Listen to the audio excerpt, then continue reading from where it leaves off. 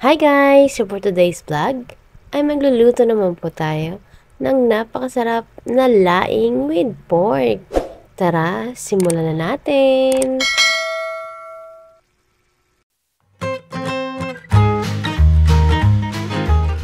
Una, maglagay ng konting mantika sa kawali. I-fry ang pork hanggang sa magbago ang kulay nito. Or pwede naman pong palabasin nyo na lang ng kusa ang mantika ng baboy kung gusto nyo. Pag ganito na ang itsura, ay maglagay ng patis at haluin ito.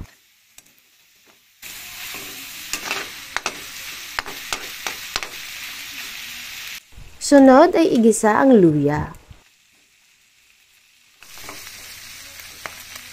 Igisa rin ang bawang.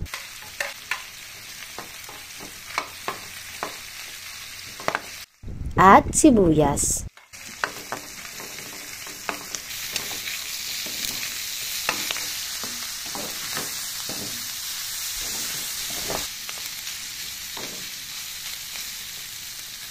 Sunod, maglagay ng paminta.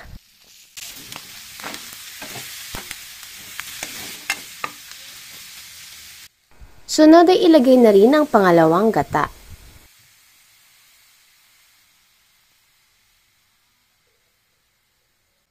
Halu-haluin ito hanggang sa kumulo.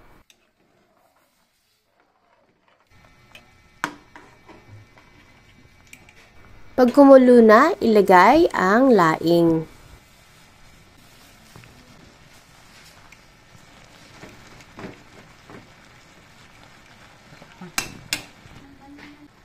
Ilagay na rin ang tanglad. Sunod, takpan ito at lutuin muna ng konting minuto. Sunod ay haluin ito.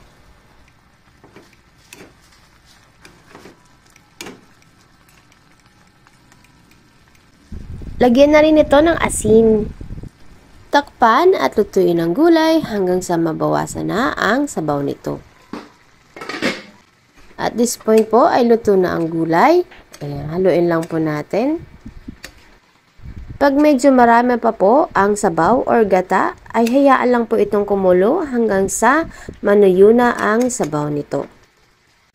At this point po ay okay na po yan. Medyo nanunuyo na po ang sabaw.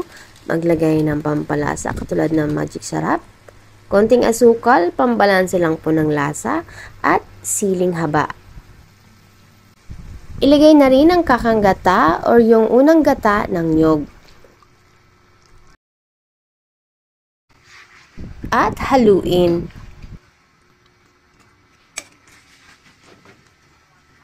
Pagkatapos haluin, ay lutuin pa ito ng mabuti.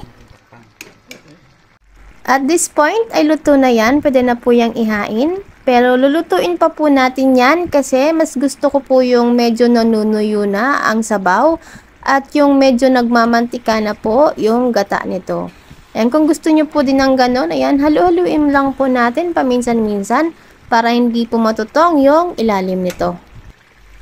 Ayan, luto na po ang ating laing with pork. Ayan, subukan nyo na rin po ito at siguradong magugustuhin nyo rin po ang laing recipe na ito.